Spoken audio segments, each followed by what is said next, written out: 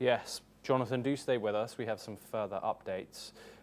Ukrainian President Volodymyr Zelensky has vowed not to cede the Donbas region to Russia, warning that abandoning the eastern territory would pave the way for a new Russian offensive.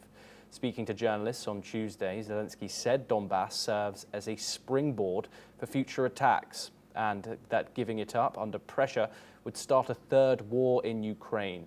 He stressed the region's fortifications and terrain are essential to Ukraine's defense.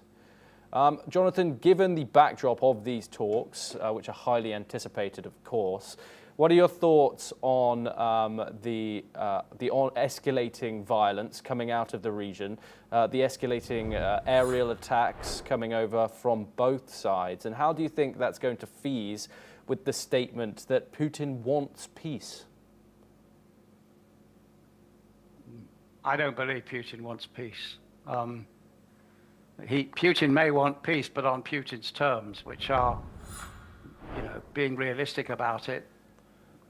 Putin has an obsession with Ukraine. Putin believes that Ukraine belongs to Russia. I don't see that changing.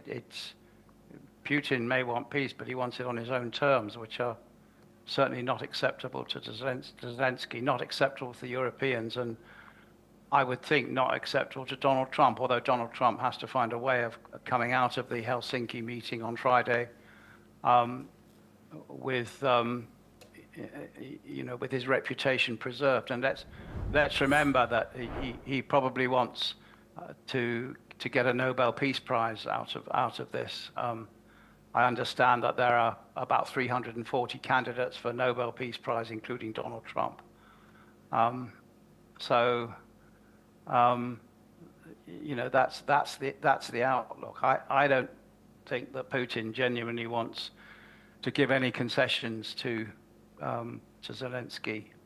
And he may want peace, but of course he wants peace. He doesn't want to see any more Russian soldiers killed, but that's secondary to his obsession with Ukraine and his desire to absorb Ukraine into Russia. Yes, Jonathan Hoffman, thank you very much for giving your insight on that. We now move